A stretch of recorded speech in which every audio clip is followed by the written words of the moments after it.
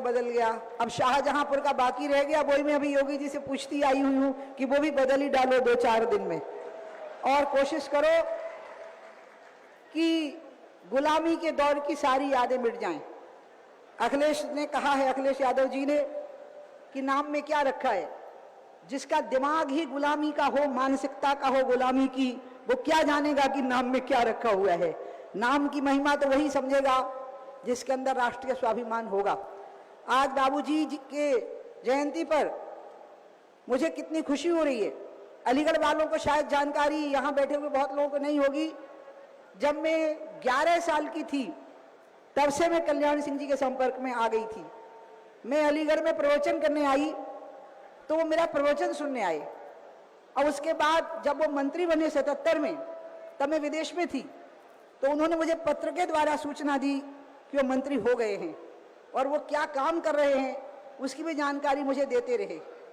फिर मैं निरंतर उनके संपर्क में रही और उसका परिणाम आया कि मैं उनको बहुत गौर से देखती रही कि वो कितने गंभीर थे, कितने गहरे थे, और वो कितने दृढ़ निश्चयी थे किसी भी बात में। और इसलिए जब 6 दिसंबर की घटना के बाद राष्ट्रीय एकता परिषद में उनसे पूछा गया कि आपने लिख करके दिया था कि आप उस ढांचे की रक्षा करेंगे, तो आपने उस ऑर्डर पर साइन क्यों नहीं किए जिस पे ये कहा गया कि कार सेवकों पर गोली चलाने की अनुमति दी जाए, तो आपने उस अनुमति पर साइन क्यों नहीं किए। तो आदरणीय बाबू कल्याण सिंह जी ने कहा कि अगर वो कश्मीर के आतंकवादी होते तो एक एक को मार गिरवाता, लेकिन वो तो राम भक्त लोग थे, उनके ऊपर कैसे गोलियां चलवा सकता था। और अंत में उन्होंने जिस प्रकार से उस गरिमा को निभाया और एकता परिषद के वचन को भंग करने की जो मर्यादा थी उसका पालन भी किया, लेकिन राम मंदिर के प्रति उनकी निष्ठा अटूट बनी रही। और उसी का परिणाम आया कि मैं भी उनसे सीखती गई। और इसलिए जब हुबली में तिरंगा फहराने का मामला आया तो हम तिरंगा फहरा करके जब लौटे और दिल्ली के हवाई अड्डे पर जब अटल जी और अडवाणी जी स्वयं मुझे आशीर्वाद देने आए और अटल जी ने मेरे सिर पे थप्पी मार के कहा कि तुम तिरंगा फहरा के आ गई हुबली पे, तो मैंने उनको बताया कि हाँ, अभी तो हुबली में फहराया है, आप आगे कहोगे तो लाहौर और कराची पर भी तिरंगा फहरा के आ जाएंगे। ये शान और ये स्वाभिमान हमने बाबू कल्याण सिंह जी से ही सीखा। जब वो उत्तर प्रदेश के मुख्यमंत्री बने तो आपको याद होगा, पश्चिमी उत्तर प्रदेश में गाजियाबाद जिलों की जैसी हालत ये थी कि लोग दिन में भी स्कूटर पर नहीं निकल पाते थे। व्यापारी लोग, झगड़ा हुआ था, कानून व्यवस्था इतनी बिगड़ी हुई थी, लेकिन कल्याण सिंह जी के मुख्यमंत्री बनते ही पूरी उत्तर प्रदेश की कानून व्यवस्था पूरी तरह से कंट्रोल में आई। तब उत्तराखंड भी उत्तर प्रदेश का ही हिस्सा था। उसके बाद जो बर्बादी यहाँ पर हुई है, जो सपा और बसपा में अपराधियों का, भ्रष्टाचारियों का गठजोड़ हुआ है, अंत में उस सबको नस्तनाबूद करके रसातल में पहुंचाने का काम मेरे बहुत ही प्रिय छोटे भाई और मेरे लिए गुरु तुल्य भी, क्योंकि वो गोरखपीठ के महंत है, योगी आदित्यनाथ जी ने वो कार्य किया है। और आज स्थिति यह है कि अपराधियों के दिल सहम जाते हैं योगी आदित्यनाथ जी के नाम से। और इसलिए मुझे बहुत खुशी है कि ये परंपरा जो कल्याण सिंह जी के समय से चली, अपराध पर और भ्रष्टाचार पर नियंत्रण करने की, उसको योगी आदित्यनाथ जी ने आगे बढ़ाया। गंगोत्री से चली हुई गंगा बहती ही चली आ गई और गोरखपुर तक बहती हुई चली गई। मैं आप सभी लोगों को आग्रह करूंगी, आज सब लोग बाबूजी को ये वचन देकर के जाइए। सारे लोग जो बाबूजी से की पार्टी से जुड़े हुए लोग हैं और जो बाबूजी के कुल और वंश से जुड़े हुए लोग हैं, उनसे एक बात सीखो जो मैंने भी सीखी, कि हम अपने अधिकार को अपनी योग्यता से हासिल करेंगे। हम भिक्षा में कोई चीज नहीं लेंगे, हम रहमो करम पर कोई चीज नहीं लेंगे। जो शेर शिकार करता है तो गीदड़ झाड़ियों में बैठे रहते हैं कि शेर का पेट भर जाएगा तो फिर हम झपट पड़ेंगे। शेर कभी भी दूसरे के किए हुए शिकार को नहीं खाता। इसलिए मैं आप सबको कहूंगी, जितने युवा वर्ग यहाँ आया है, आप सीखिए इस चीज को कि हमें गीदड़ की तरह दूसरे की बची हुई जूठन का इंतजार नहीं करना है, बल्कि शेर की तरह झपट्टा मार के अपने अधिकार का शिकार स्वयं करना है। इसको सीखिए, इस बात को, चाहे वो राम भक्ति का आंदोलन हो या राष्ट्रभक्ति का आंदोलन हो या भ्रष्टाचार के उन्मूलन का आंदोलन हो, युवा वर्ग को आगे आना चाहिए योगी आदित्यनाथ जी के नेतृत्व में। और इन्हीं शब्दों के साथ मैं मंचासीन सभी जनों को प्रणाम करती हूं और मैं बाबूजी को कहूंगी, आप मुझे कभी नहीं भूलेंगे, मैं आपको हमेशा याद रखूंगी और मैं कोशिश करूंगी कि मैं आपकी बहन भी हूं और आपकी बेटी भी हूं, और क्योंकि उम्र में बेटी जैसी ही थी और आप सबकी बहन बेटी हूं। ये शीश कट जाएगा लेकिन आपकी मूंछ नीचे नहीं होने पाएगी, इसका हम ध्यान रखेंगे। इन्हीं शब्दों के साथ मैं अपनी बात समाप्त करूंगी। और हमारे भाई राजू भैया जी ने, असल में कल शाम तक क्लियर नहीं हो पा रहा था कि मैं आऊंगी कि नहीं, मुझे पहले ही आमला में बुलाया हुआ था, वहां मैं बाबूजी की भी चर्चा कर गई थी, लेकिन राजू भैया का आग्रह था कि बुआ आपको आना है। वो मुझे बुआ कहते हैं, मैं उनके अलावा किसी को अधिकार नहीं देती हूँ कि मुझे कोई बुआ कहे, उनको मैं अधिकार दिए हुए हूँ। तो उन्होंने कहा नहीं आपको आना है, तो उनका अच्छा ठीक है मैं आती हूँ। इसलिए मुझे क्षमा करिए, मैं थोड़ा लेट हो गई मंच पे आने में, क्योंकि रास्ते में गाड़ियां खड़ी थी, रुकावट आ गई। लेकिन आप निश्चिंत रहिए, सारी रुकावटों को पार करके मैं तब तक जिंदा रहूंगी जब तक आपको मेरी जरूरत रहेगी और इस देश को मेरी जरूरत रहेगी। इन्हीं शब्दों के साथ मैं अपनी बात समाप्त करती हूं। बोलिए भारत माता की, भारत माता की, भारत माता की। अब जरा वो नाम जिससे दिल की धड़कन बढ़ जाती है, और भाजपा कितनी भी बड़ी बड़ी बातें कर ले, लेकिन जब तक एक नाम ऐसा है वो नहीं आता, तब तक भारतीय जनता पार्टी के कार्यकर्ता का भोजन ही नहीं पचता है, और वो है जय श्री राम। इसलिए जरा मुट्ठियां बांधिए, उठाइए हाथ और बोलिए जय जय श्री राम, जय श्री राम, जय श्री राम।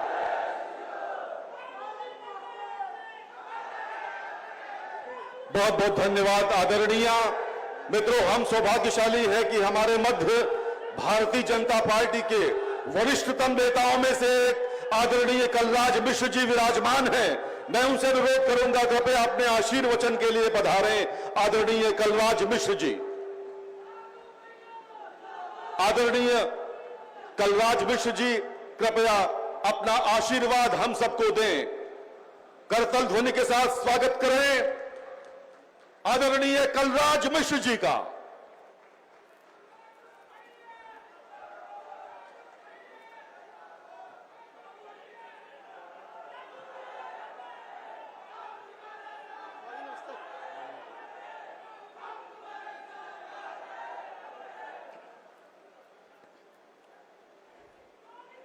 भारत माता की। यह जोर से आवाज आनी चाहिए, ये पता लगना चाहिए कि हम कल्याण सिंह जी के भूमि पर यहां विद्यमान हैं, इसलिए उसी प्रकार की बुलंद आवाज आनी चाहिए। भारत माता की, भारत माता की। आज हिंदुत्व को जिन्होंने साकार स्वरूप प्रदान किया था, केवल पूरे हिंदुस्तान भर में ही नहीं तो दुनिया में एक विशेष प्रकार से उनके नाम की उक्ति हुआ करती थी। ऐसे स्वर्गीय कल्याण सिंह जी के चौथी पुण्यतिथि के अवसर पर यहां आए हुए हिंदुत्व को साकार रूप प्रदान करने की दिशा में सनातन की सहज रूप से लोगों के अंदर अनुभूति कराने की दृष्टि से जो सक्षम मुख्यमंत्री हैं, जिन्होंने अपने दायित्व का बड़ी कुशलतापूर्वक निर्वहन किया है, चाहे कानून व्यवस्था हो चाहे प्रदेश का विकास हो, दोनों दिशा में जिन्होंने उत्तर प्रदेश को उत्तम प्रदेश बनाने के लिए लोगों का आह्वान किया है, ऐसे हमारे यशस्वी मुख्यमंत्री आदरणीय श्री योगी आदित्यनाथ जी।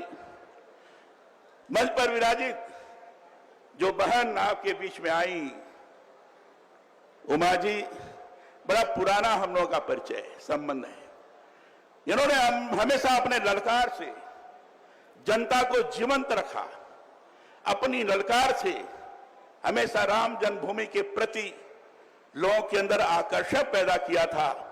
ऐसी बहन उमा भारती जी, मंच पर विराजित हमारे केंद्रीय मंत्री, बड़े ही गतिशील व्यक्तित्व के धनी, शिक्षा के क्षेत्र में नई शिक्षा नीति को लागू कर केवल भारत को नहीं तो दुनिया को भी भारत की शिक्षा नीति कैसी होनी चाहिए इस प्रकार के एहसास कराने वाले हमारे आदरणीय श्री धर्मेंद्र प्रधान जी, भारतीय जनता पार्टी के प्रदेश के अध्यक्ष श्रीमान भूपेंद्र चौधरी जी, हमारे उत्तर प्रदेश के दोनों उप मुख्यमंत्री श्रीमान केशव मौर्य जी, ब्रजेश पाठक जी, हमारे सभी सम्मानित मंत्रीगण जिन्होंने ये आयोजन किया है, कल्याण सिंह जी के सुपुत्र, उनके पौत्र, दोनों के अंदर कल्याण सिंह की प्रतिमा झलकती है।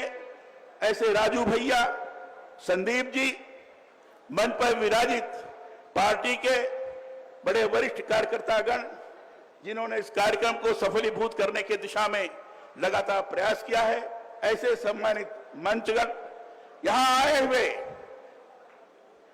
बड़ी तादाद में आसपास के जिलों से भी, यहाँ के लोग भी जो कल्याण सिंह जी के पुण्यतिथि को सहज रूप से लोगों के सामने प्रस्तुत करने के लिए, उनके प्रति श्रद्धांजलि अर्पित करने के लिए आए हुए ऐसे सभी सम्मानित नागरिक बंधुगण, माताएं बहनें, पत्रकार मित्रों, छायाकार बंधुओं, मित्रों, कल्याण सिंह जी नाम आते ही लगता है कि वो हमारे पास बैठे हुए हैं।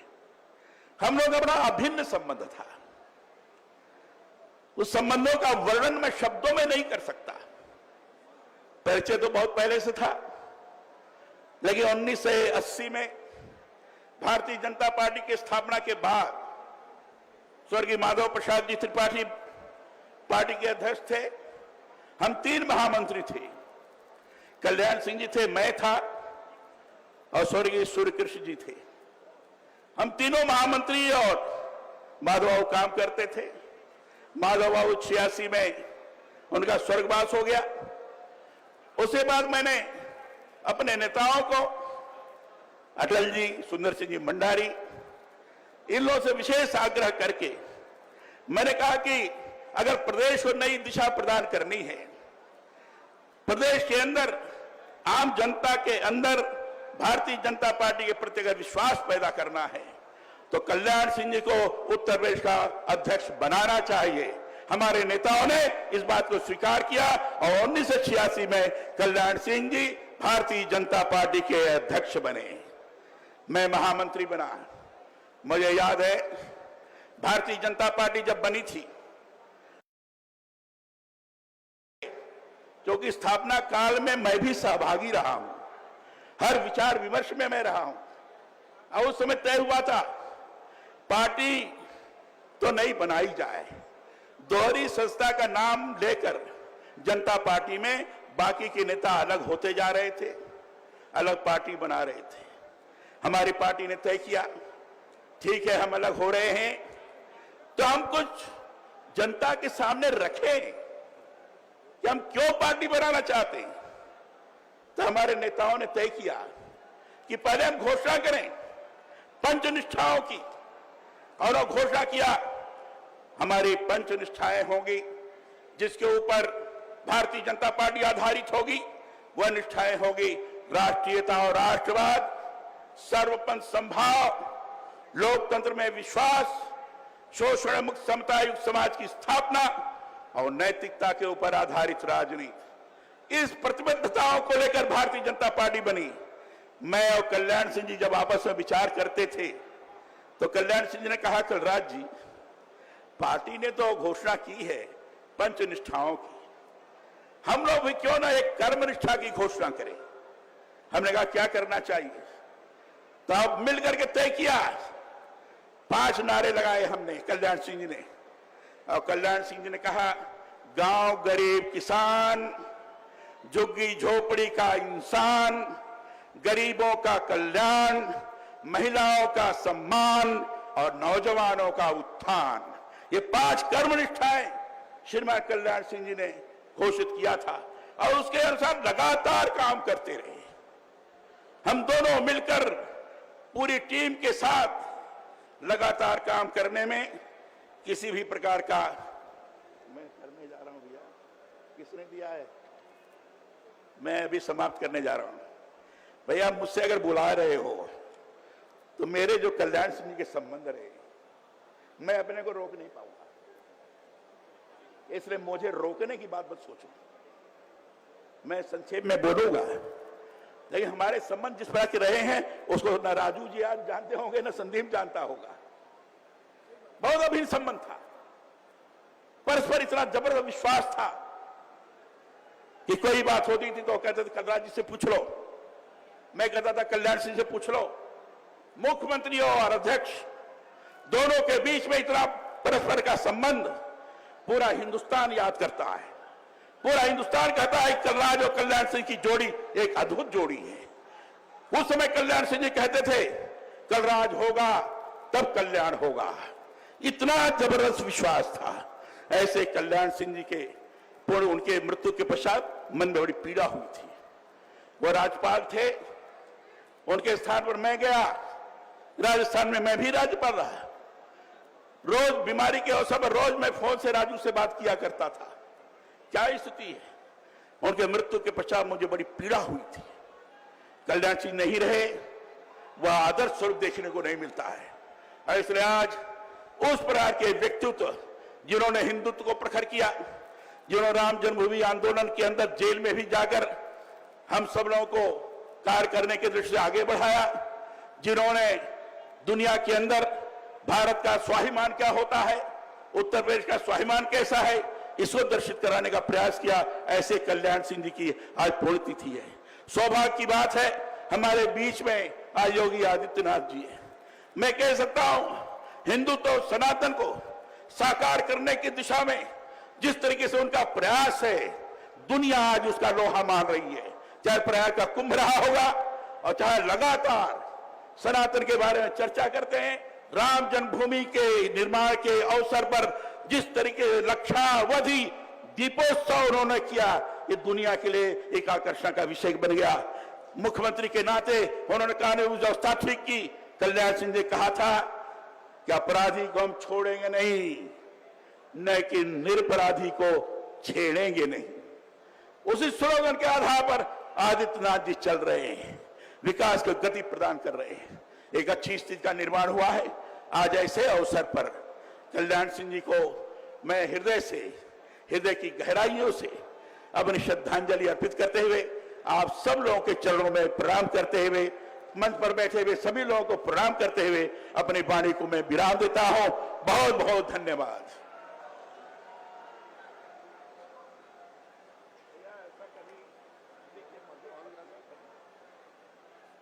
बहुत बहुत धन्यवाद आदरणीय कलराज मिश्र जी। करतल ध्वनि के साथ वरिष्ठतम नेताओं में से एक भारतीय जनता पार्टी के मैं अनुरोध करूंगा उनका सम्मान कृपया हो। आदरणीय कलराज मिश्र जी का और आदरणीय उमा भारती जी का सम्मान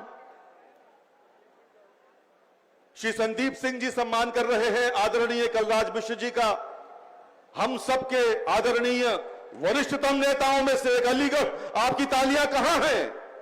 जोरदार तालियां बजाएं। और अब मैं माननीय केंद्रीय मंत्री जी को उनके उद्बोधन के लिए आमंत्रित करता हूं। हमारे आज के विशिष्ट अतिथि श्री धर्मेंद्र प्रधान जी।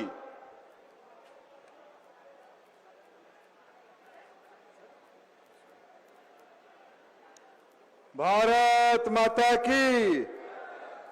अरे माननीय हमारे नेता को हम श्रद्धांजलि देने आए हैं, हमारे अंदर जोश रहनी चाहिए। भारत माता की जय श्री राम।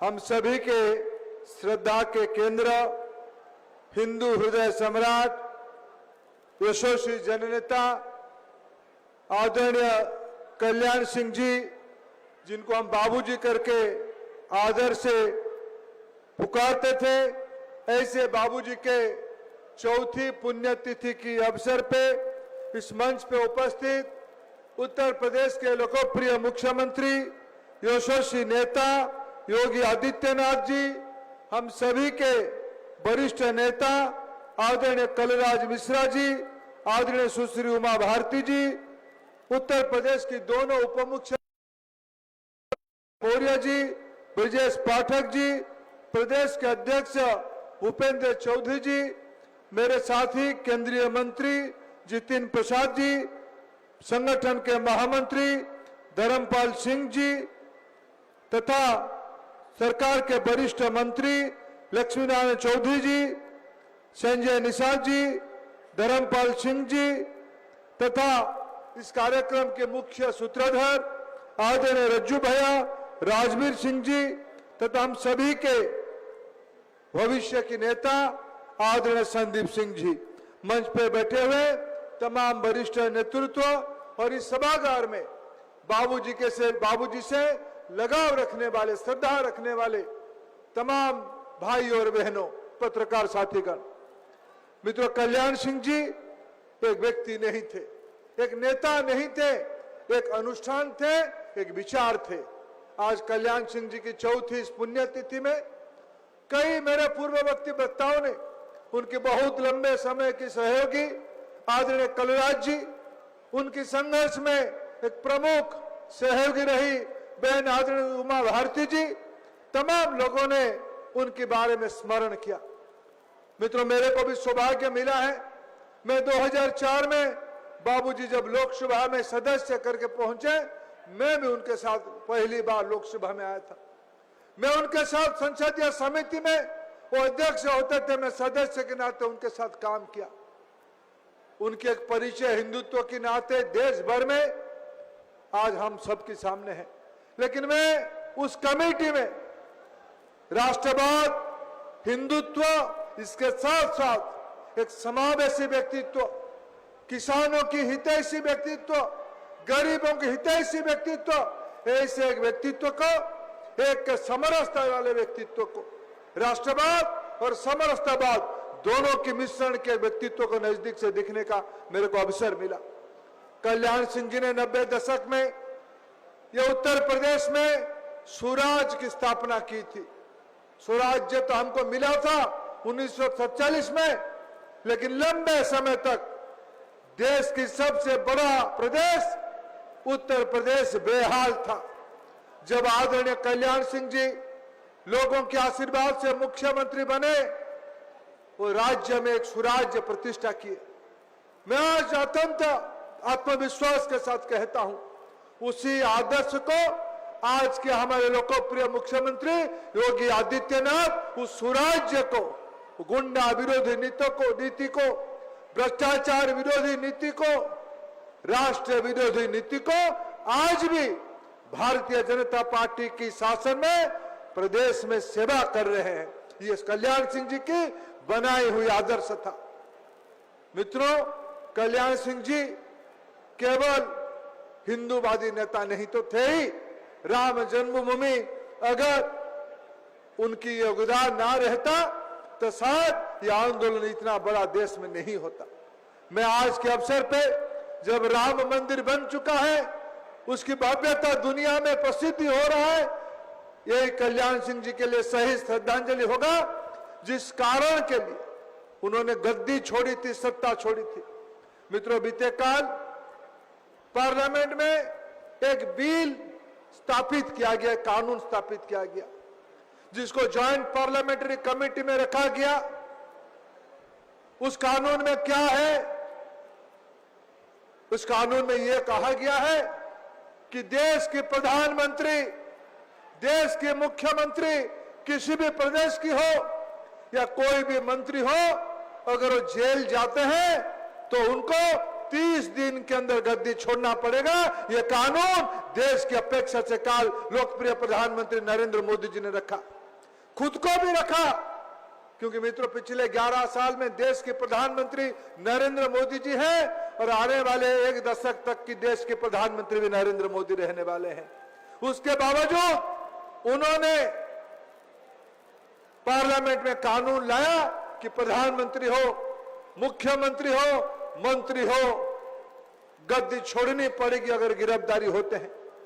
कल्याण सिंह जी को किस गुनाह पे आपने 93 में गद्दी से बाहर किया? क्या कारण था?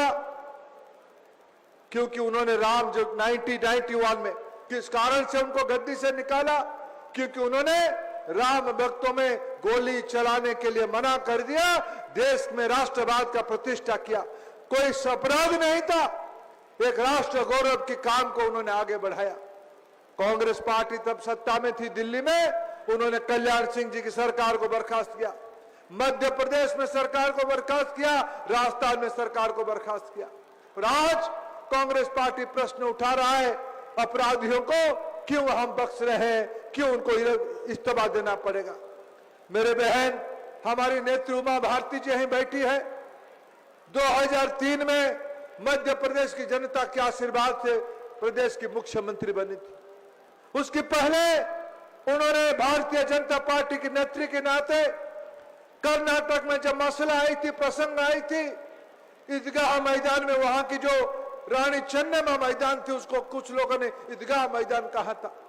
उस ईदगाह मैदान में आजादी के उपरांत भी तिरंगा फहराया नहीं जा सकता है। बहन उमा भारती जी ने पढ़ लिया था, ईदगाह मैदान में तिरंगा फहराएंगे ही फहराएंगे। उन्होंने तिरंगा उड़ाया था, उनका अपराध वही था।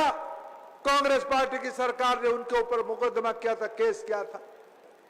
भाइयों और बहनों, उमा भारती जी को कांग्रेस पार्टी ने अपदस्थ करने के लिए जब वो लोगों के द्वारा मध्य प्रदेश में मुख्यमंत्री चुनी गई थी, तब उनके ऊपर कानूनी कार्रवाई किया, उनके ऊपर गिरफ्तारी की फरमान निकाला, वारंट निकाली।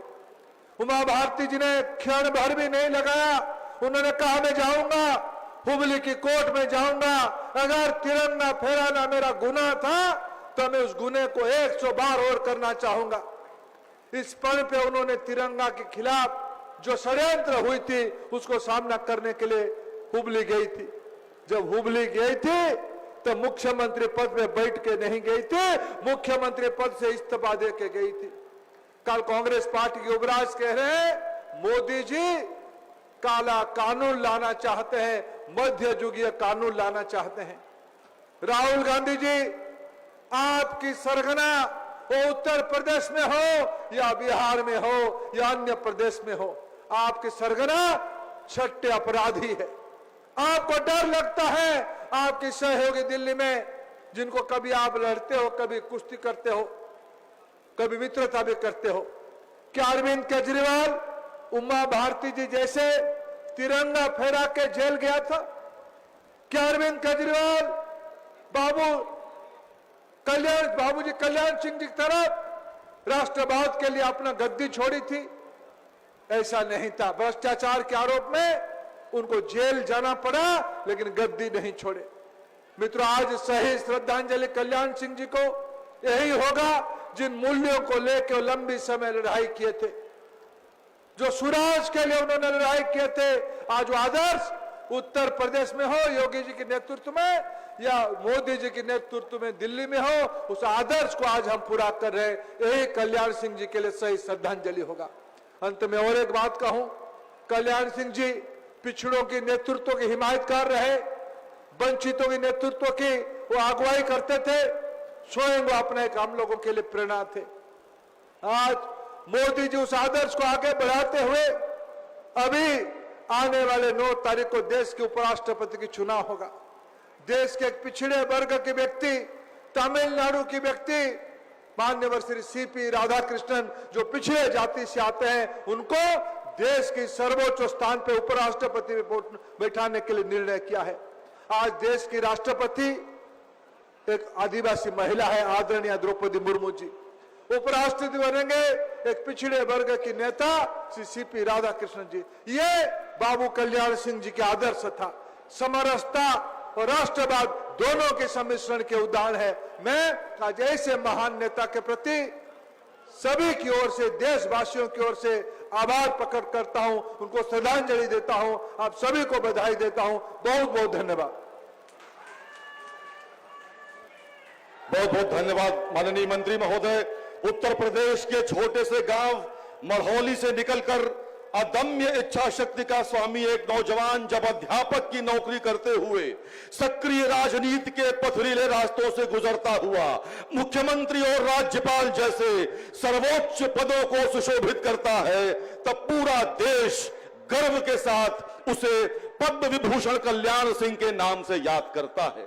आइए देखते हैं बाबूजी के जीवन पर आधारित ये छोटी सी लघु फिल्म, आइए देखते हैं। मुख्यमंत्री बने तब इन्होंने 3 चीजों पर रद्द दिया था। सबसे पहला, श्री राम जन्मभूमि आंदोलन को गति देना। दूसरा, गरीब कल्याण के भारतीय जनता पार्टी के विचार को जमीन पर उतारना। और तीसरा, सामाजिक सद्भाव बिगाड़े बगैर, जातिवाद को उकसाए बगैर करोड़ों करोड़ों पिछड़ा समाज के लोगों का कल्याण। बाबूजी सिर्फ एक राजनेता नहीं थे, वो एक विचारधारा, एक पथ प्रदर्शक और एक सिद्धांतवादी व्यक्ति थे जो जीवन भर अपने आदर्शों पर अडिग एवं सजग रहे। 5 जनवरी 1932 में अलीगढ़ की पुण्य धरती पर जन्मे बाबूजी कल्याण सिंह न तो किसी विरासत के वारिस थे, न ही किसी राजनीतिक खानदान से आए थे। एक साधारण शिक्षक के तौर पर अपनी यात्रा प्रारंभ कर उन्होंने असाधारण सिद्धांतों से राजनीति को नई दिशा एवं दशा दी। जब वो राजनीति में आए तो बहुतों ने सोचा कि अब वो भी औरों की तरह समझौते करेंगे, लेकिन बाबूजी ने सिद्ध कर दिया कि सिद्धांतों से समझौते नहीं होते, बल्कि उन्हीं पर अडिग रहकर इतिहास रचा जाता है। वो मुख्यमंत्री बने, लेकिन सत्ता की चमक से कभी नहीं डिगे। जब राम मंदिर का प्रश्न सामने आया तो उन्होंने बिना एक पल गंवाए मुख्यमंत्री की कुर्सी को ठुकरा दिया। संघ के संस्कारों से बालकाल में ही जो राष्ट्रभाव की अलख उनके भीतर जली, वो लौ बनकर उनमें हमेशा प्रज्वलित रही। उनका हर निर्णय, हर कदम राष्ट्रहित और समाज हित से जुड़ा था।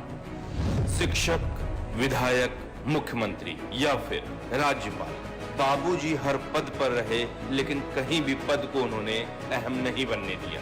हर जिम्मेदारी को उन्होंने एक साधक की तरह निभाया। जब वो भाजपा संगठन में थे तब उत्तर प्रदेश में पार्टी की नींव को जिस ईंट और चरित्र की मजबूती मिली, वो बाबूजी की ही देन थी। बाबूजी कल्याण सिंह ने मुख्यमंत्री रहते हुए अपने शिक्षक धर्म का पालन बखूबी किया। उत्तर प्रदेश के गांव-गांव में आज भी लोग गर्व से कहते हैं कि बाबूजी कल्याण सिंह के कार्यकाल में वो पास हुए थे, क्योंकि उनका प्रशासन एक शिक्षक की तरह था, कठोर भी और न्यायप्रिय भी। हम लोग 1992 में हाई स्कूल परीक्षा में शामिल हो रहे थे और उस समय माननीय कल्याण सिंह जी मुख्यमंत्री थे और नकल अध्यादेश लागू हुआ था। तो जब वो मंच से कहते थे कि मेरे समय में जो बच्चे पास होंगे वो गर्व से कहेंगे कि हम कल्याण सिंह के ज़माने में पास हुए हैं। तक मेरे मोहल्ले में 14 लोग हाई स्कूल की परीक्षा में बैठे थे, मात्र हम 2 लोग पास हुए थे। लेकिन हम दोनों जो बाबूजी के समय में पास हुए, मैं डिप्टी एसपी पद पर चयनित हुआ और वेटनरी में डॉक्टर हुआ। और आज जब जब राम मंदिर का स्मरण होता है तब तक बाबूजी का त्याग, उनका संकल्प, उनका समर्पण स्मृतियों में गूंजता रहता है, क्योंकि बाबूजी कल्याण सिंह ने मुख्यमंत्री की कुर्सी को प्रभु श्री राम की भक्ति में न्यौछावर करने का जो काम किया था वो शायद ही कोई और कर सकता था। भले ही आज बाबूजी कल्याण सिंह पंचतत्व में विलीन हो गए हों, लेकिन स्मृतियों में हमेशा अमर रहेंगे। बाबूजी की पुण्य जयंती के अवसर पर आज हिंदू गौरव दिवस का दिन श्रद्धेय अटल जी की हिंदुत्व पर लिखी इन पंक्तियों के साथ कि मैं शंकर का वह क्रोधानल कर सकता जगती क्षार क्षार, डमरू की वो प्रलय ध्वनि हूं जिसमें नचता भीषण संहार। हिंदू तन मन, हिंदू जीवन, रग रग हिंदू मेरा परिचय। मैं आदि पुरुष निर्भयता का वरदान लिए आया भू पर। देवियों सज्जनों, करतल ध्वनि के साथ स्वागत कीजिए साक्षात सनातन और हिंदुत्व के शिखर पुरुष, उत्तर प्रदेश के लोकप्रिय मुख्यमंत्री आदरणीय योगी आदित्यनाथ जी का।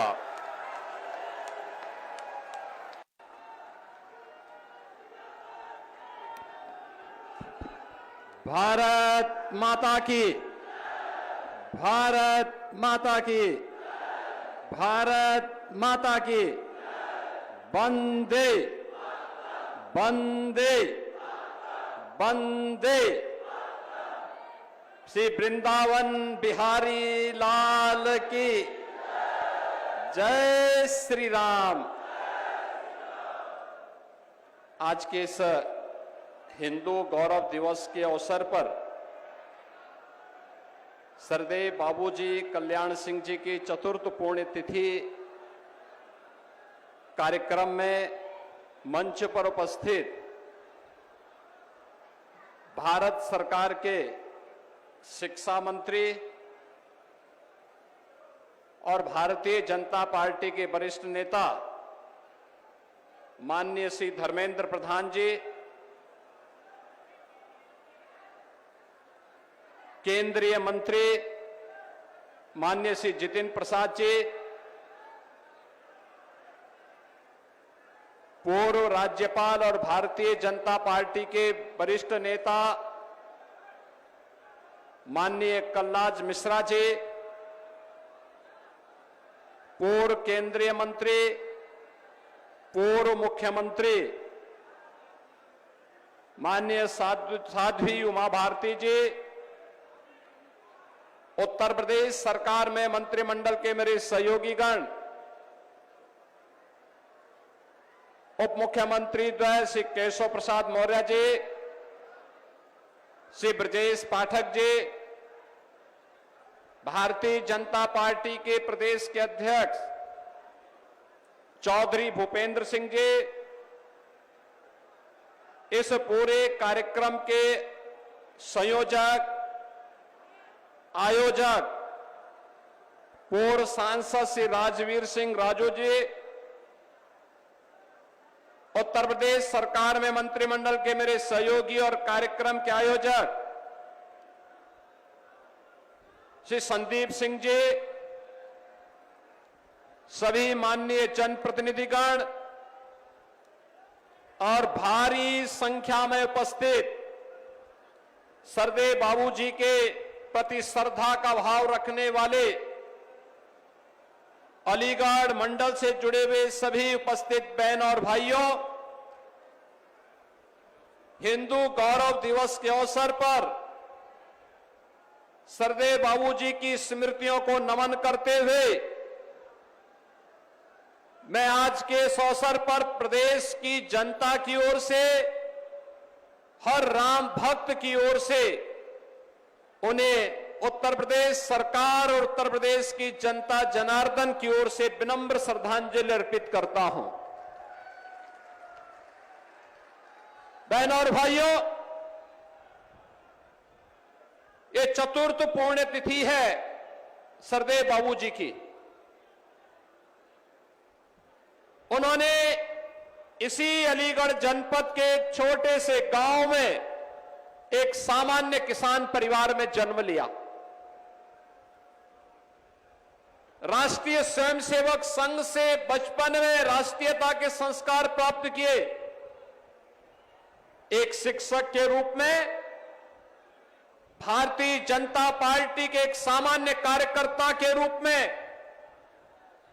अपने आप को भारत की राष्ट्रीयता के लिए समर्पित किया।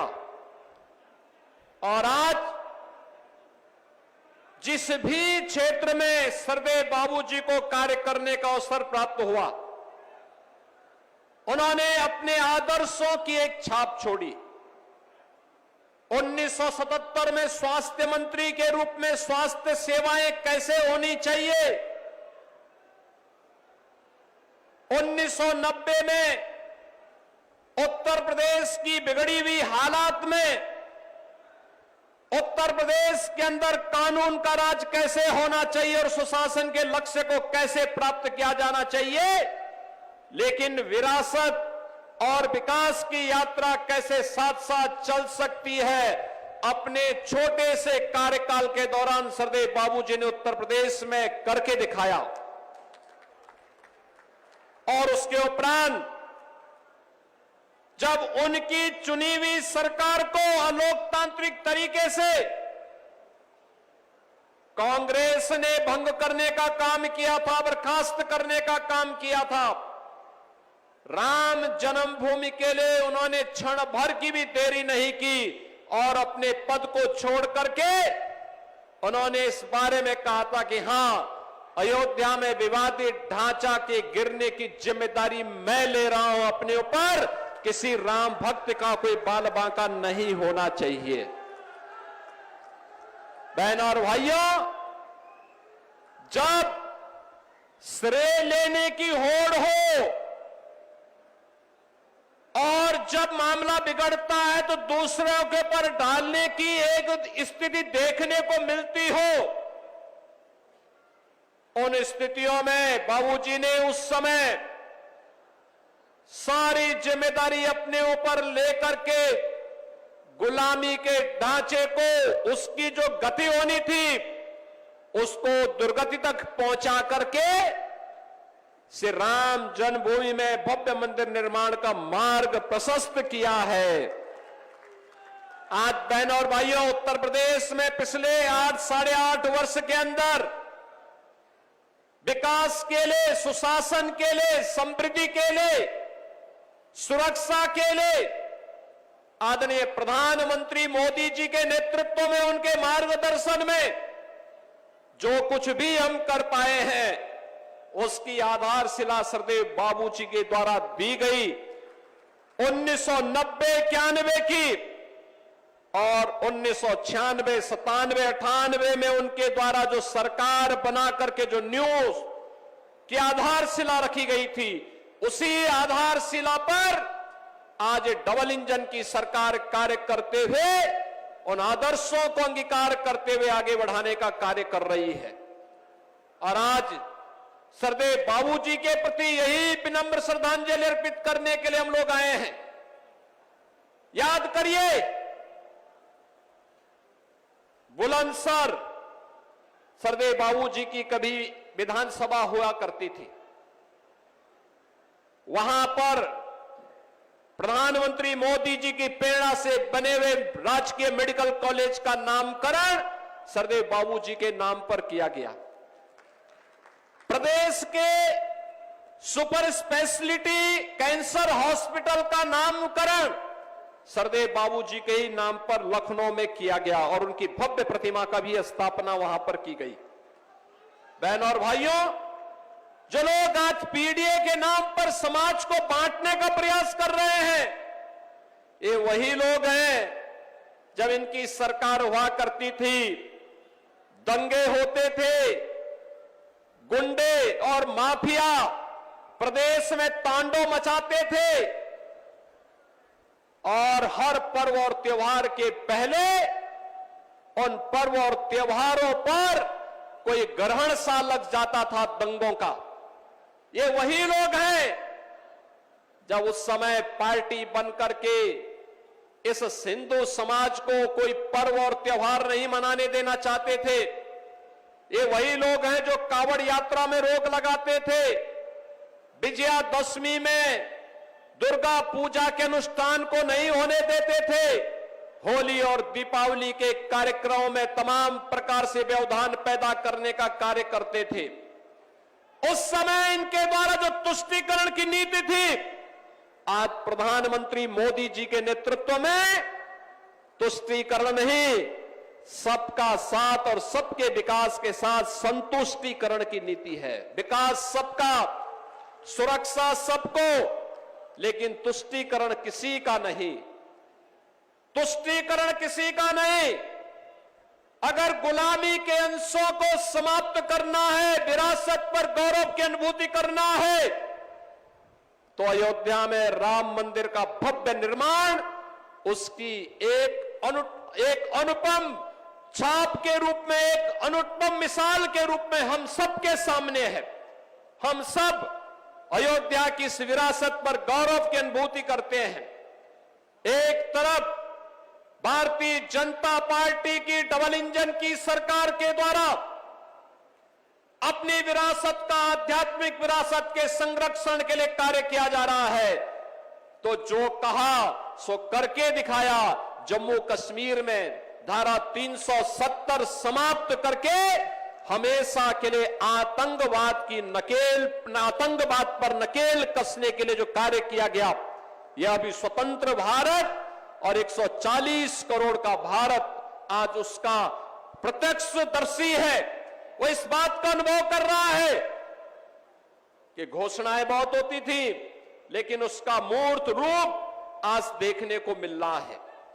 लेकिन जो लोग आज पीडीए की बात करके समाज की एकता को खंडित करना चाहते हैं, इनसे पूछना चाहिए, जब प्रदेश में दंगों की आग लगी थी, प्रदेश का नागरिक, चाहे वह अलीगढ़ के दंगे हो, बरेली के दंगे हो, मुजफ्फरनगर के दंगे हो, मेरठ के दंगे हो, जिन लोगों की बोलती दंगों के समय पीड़ित हिंदुओं के पक्ष में नहीं होती थी, पीड़ित में से दलित भी था, पिछड़ा भी था, व्यापारी भी था, सामान्य हिंदू भी था,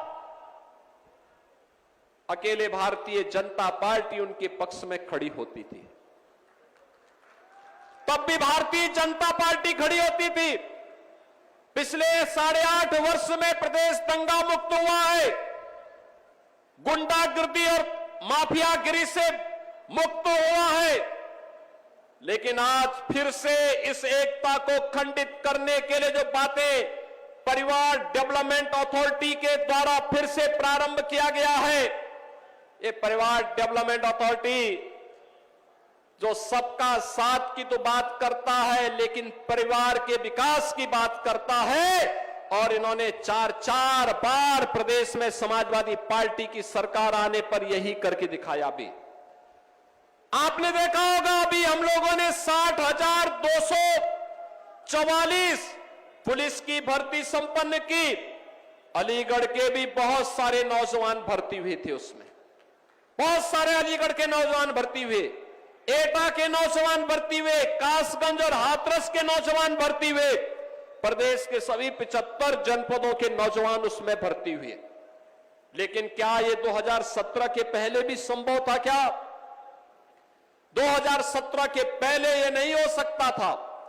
ये वही लोग हैं जिन लोगों ने सत्ता में आने पर प्रदेश के अंदर जिस प्रकार के भ्रष्टाचार को बढ़ाया है, अराजकता को बढ़ाया है, गुंडागिर्दी को बढ़ाया है, हिंदू मान बिंदुओं पर और उत्तर प्रदेश के विकास को बाधित करने का जो कुत्सित कार्य किया था, आज उनकी पीड़ा है कि उत्तर प्रदेश कैसे देश का विकास का ग्रोथ इंजन बन जा रहा है।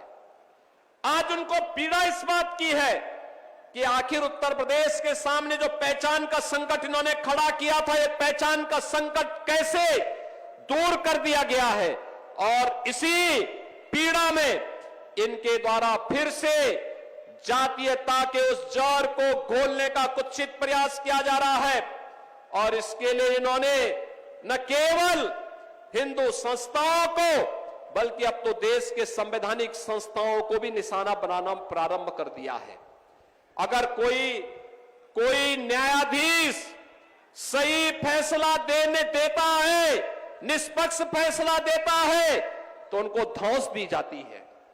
अगर वह किसी सार्वजनिक कार्यक्रम में कोई बात कह देते हैं, उन्हें धमकी दी जाती है। और अब तो चुनाव आयोग को भी धमकी दी जा रही है, चुनाव आयोग को भी धमकी दी जा रही है। यानी एक तरफ पीडीए की बात करेंगे और दूसरी तरफ उनके स्थान पर बांग्लादेशी घुसपैठियों को, पाकिस्तानी घुसपैठियों को, रोहिंग्या को मतदाता बना करके यहां के वंचितों को, यहां के पिछड़ों को और भारत के नागरिकों को मतदान करने से वंचित करने की कांग्रेस और समाजवादी पार्टी के इस दुष्चक्र के खिलाफ आज जब कार्य हो रहा है, तो उस कार्यक्रम को व्यवधान पैदा करके इनके द्वारा न केवल संसद की कार्रवाई को बल्कि चुनाव आयोग पर भी आक्षेप लगा करके, जुडिशरी पर भी आरोप लगा करके, आक्षेप लगा करके संवैधानिक संस्थाओं की भी अवमानना करने का कुत्सित प्रयास हो रहा है।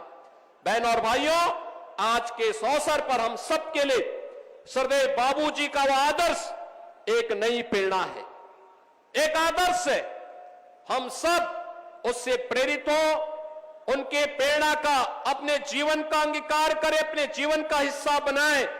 यही उनकी पुण्यतिथि के अवसर पर हिंदू गौरव दिवस के रूप में आज उनकी पुण्यतिथि के इस आयोजन के साथ जब हम जुड़े, तो हम सबका दायित्व बनता है कि श्रद्धेय बाबूजी के बताए उन मार्गों का अनुसरण करें जिन्होंने भारत की राष्ट्रीयता के लिए, भारत और भारतीयता के लिए पूरे जीवन भर प्राण से जुट करके कार्य किया था।